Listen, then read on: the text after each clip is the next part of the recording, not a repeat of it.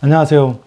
정서적으로 건강한 부모, 정서적으로 건강한 아이를 쓴 작가이자 12년차 부모학교 운영하고 있는 부모교육 전문가 정철민입니다. 오늘은 우리 부모님들이 어려워하는 부분에 대해서 말씀을 드리고자 합니다. 여러분, 헐크맘 현상에 대해서 알고 계십니까? 이 헐크맘 현상은 제가 만든 말입니다. 엄마들이 사랑스러운 아이들에게 화를 내고 또 그 화를 낸 것 때문에 자책하고 후회하고 우울해하고 또다시 화를 내는 이런 현상을 말하고 있습니다. 이제 집집마다 전국 곳곳에서 이 각 가정에서 이 헐크맘 현상이 지금 일어나고 있습니다. 어떤 가정에서 이런 일이 일어났습니다. 8살짜리 아이가 이렇게 얘기합니다. 엄마는 헐크 같아. 뭐? 엄마가 왜 헐크 같아? 우리한테 소리 지르고 헐크같이 되잖아. 자, 이런 이야기가 남의 이야기 같지 않고 또 내 이야기 같다. 그러면 당신이 지금 헐크맘 현상을 겪고 있는지도 모르겠습니다. 우리가 헐크맘 현상이 일어나면 엄마들이 화를 내고 또 그 화를 내는 것 때문에 후회하고 자책하고 우울하고 또다시 후회하고 화를 내고 이런 것들이 계속 이제 반복되는데요. 이게 어떤 문제가 있는지를 좀 말씀을 드리고자 합니다. 아이들이 이제 6세, 7세, 8세, 특히 이제 초등학교 1학년부터 본격적인 이제 학습이 시작되는데요. 물론 그 이전에도 선행학습이 일어나고 있죠. 우리나라 현실에서. 근데 이제 아이들이 이렇게 학습이 일어나는 것 자체는 큰 문제가 아닙니다.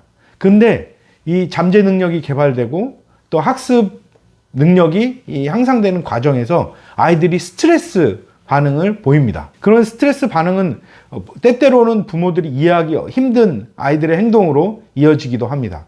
짜증을 내고 뭔가를 하기 싫어하고 쉽게 포기하고 또 미루려고 하고 또 다른 것에 집중하려고 하고 하는 이런 현상들이 벌어지죠. 그럼 엄마들이 어떻습니까? 엄마들도 이해하기 힘들고 또 아이들도 자기가 왜 이런 것들을 하는지를 잘 모른 채로 하게 됩니다. 문제는 여기서부터 발생합니다. 아이들은 자연스럽게 잠재력과 학습 능력을 개발하는 과정에서 마치 우리가 이제 로켓가 하늘로 쏘아질 때 마찰력이 생기는 것처럼 스트레스 반응을 보이는 거죠. 그런데 문제는 이 스트레스 반응을 보이는 아이들에게 이해를 못하는 부모님들이 화를 낸다라는 거예요. 버럭 소리를 지르고 아이들에게 분노를 표출하는 거죠. 그러니까 이런 현상들이 계속 반복되고 있습니다. 그럼 이런 것들이 반복될 때 어떤 일이 벌어질까요? 우리 어머니들, 부모님들이 원하는 그런 아이들의 모습이 될까요? 그렇지 않죠. 우리 어머니들이 의도와 또 바람과는 전혀 다른 결과들이 나타납니다.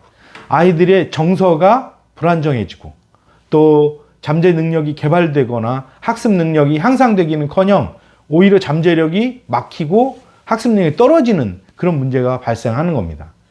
또 이에 더해져서 자기 주도성도 떨어지고 또 문제 해결력도 저하되는 현상이 나타납니다. 더 큰 문제는 이런 현상이 나타날 때 엄마들이 아이의 이해하지 못하는 행동, 내 기대와 바람에 기대치에 못 미치는 행동들이 나타날 때 또다시 폭발하고 화를 내게 된다는 거죠.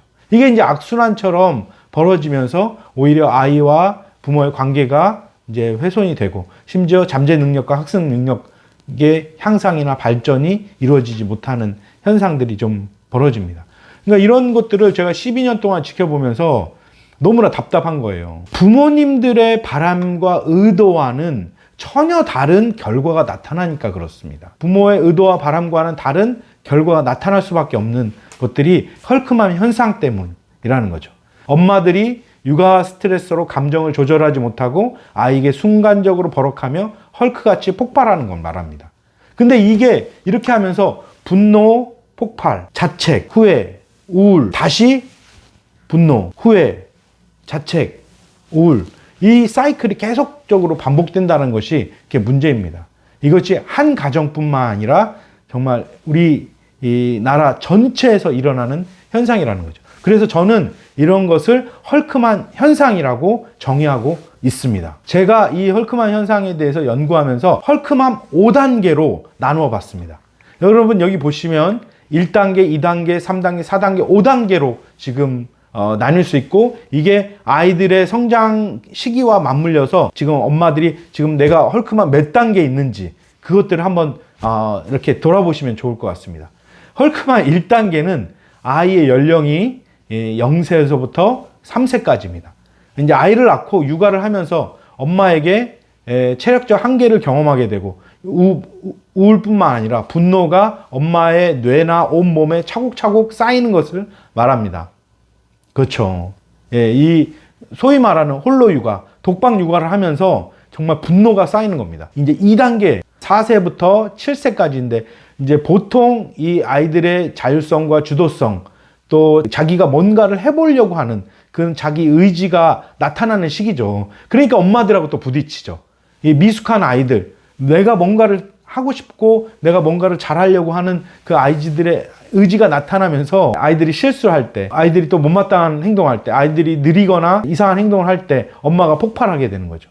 그리고 아이들은 자연스러운, 어떻게 보면 자기들의 잠재 역량과 그 능력을 발휘하기 위해서 하는 행위지만 엄마들이 이해를 못하고 화를 낼 때는 아이들이 눈치를 보게 되는 그런 문제들이 있습니다.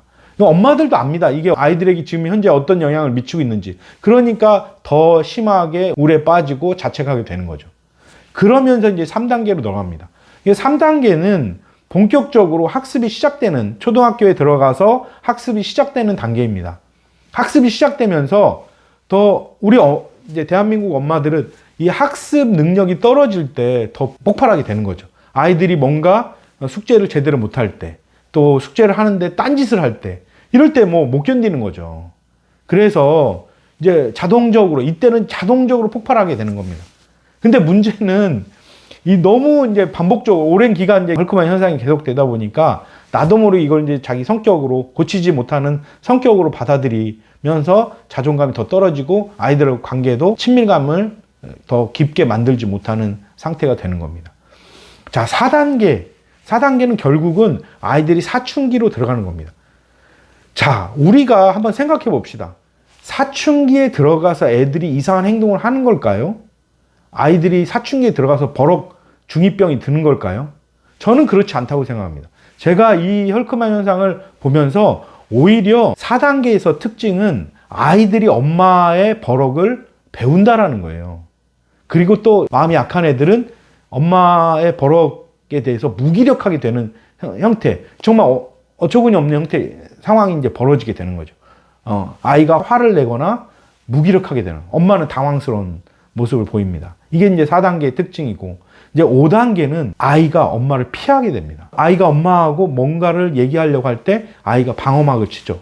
왜? 자기를 보호해야 되니까. 근데 이제 엄마도 이때는 어떻게 할 수가 없어요. 왜냐면 아이가 공부를 놓을까봐 어쩔 수 없이 아이에게 눈치를 보는 거거든요. 서로 방어막을 치고 눈치를 보고 하는 그런 관계. 그러면서 또 갈등 관계가 계속 이어질 수밖에 없는 헐크맘 단계, 1단계, 2단계, 3단계, 4단계, 5단계가 계속 이어지는 거죠. 어떠세요?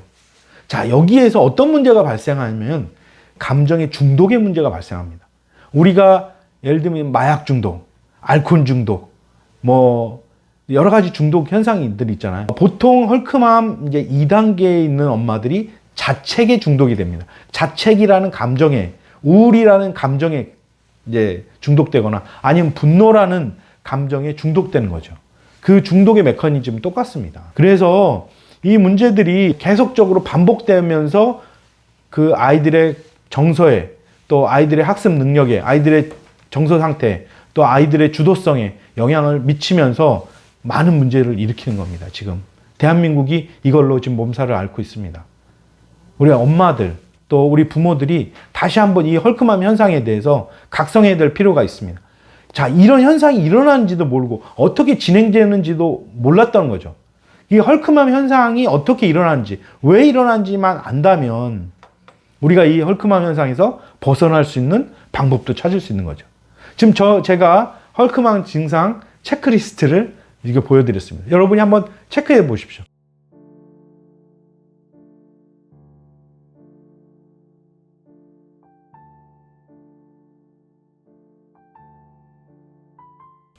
여기에서 지금 내가 10개가 넘는다. 아주 심각한 단계고 5개만 넘어도 심각한 단계라고 할 수가 있습니다. 자, 대한민국 유초생 엄마들은 왜 헐크맘이 될까요? 딱 한 가지 요인으로 말씀드리기가 참 어려워요. 이게 다각적인 요인들, 지금 여기서 보시는, 지금 화면에서 보시는 다각적인 요인들이 복합적으로 작용하기 때문에 그렇습니다. 저는 엄마들이, 이 유초등생 엄마들이 왜 헐크가 되는지 가장 큰 요인, 제가 가장 큰 요인으로 잡고 있는 것 중에 하나가 엄마의 체력과 컨디션입니다.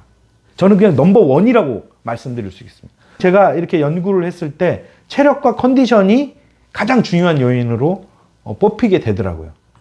여러분 잘 생각해 보십시오. 언제 내가 나도 모르게 화를 내는지. 그때 여러분의 체력과 컨디션이 저하됐을 때. 시간상으로는 오후 4시에서 6시, 저녁 8시에서 10시. 이때가 가장 폭발하는 시기입니다.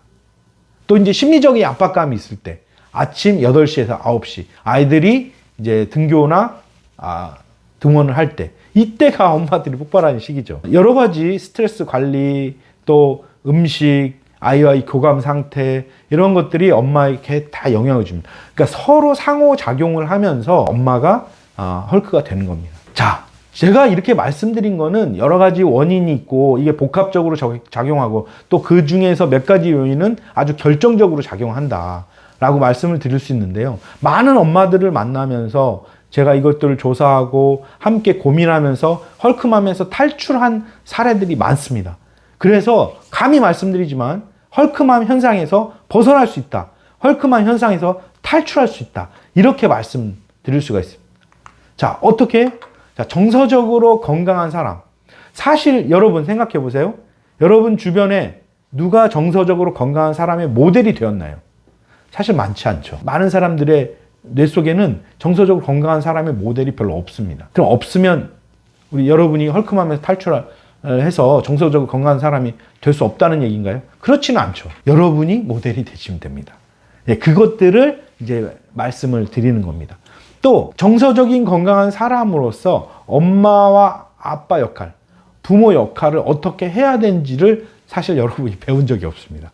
그리고 거기에 아이의 성장 단계에 따라서 아이가 필요한 욕구들이 생기는데 그거에 필요하게 맞춰서 어떻게 부모 역할을 해야 될지, 어떻게 엄마와 아빠 역할을 해야 될지 배운 적이 없는 거죠. 그리고 여기에 필요한 어떤 중요한 스킬들을 익힌 적이 없는 거죠. 그래서 여러분에게 앞으로 그런 것들을 좀 말씀을 드릴까 합니다. 그래서 결국은 정서적인 건강한 사람으로서 엄마 역할, 아빠 역할을 함으로써 정서적으로 건강한 부모 역할을 어떻게 할 수 있는지 그 방법을 이제 제시합니다. 제가 쓴 정서적으로 건강한 부모, 또 정서적으로 건강한 아이, 이 책에 헐크맘에서 어떻게 벗어났는지, 또 많은 부모들이 이 헐크맘에서 탈출한 실제 사례들이 있고 어떤 방법들을 익혔는지, 또 어떤 것들이 필요한지 이런 것들이 쓰여져 있습니다. 저 역시도 헐크 같은 아빠였습니다. 또 많은 헐크 같은 엄마, 아빠들이 이 헐크맘 현상에서 벗어났습니다. 여러분이 정서적으로 건강한 부모, 정서적으로 건강한 아이, 이 책을 통해서 어떻게 헐크맘에서 벗어나야 되는지, 어떻게 헐크맘 현상에서 탈출할 수 있는지 이것들을 알아보시기 바랍니다. 또 다음 영상에서 여러분들에게 구체적인 방법들을 제시하도록 하겠습니다. 감사합니다.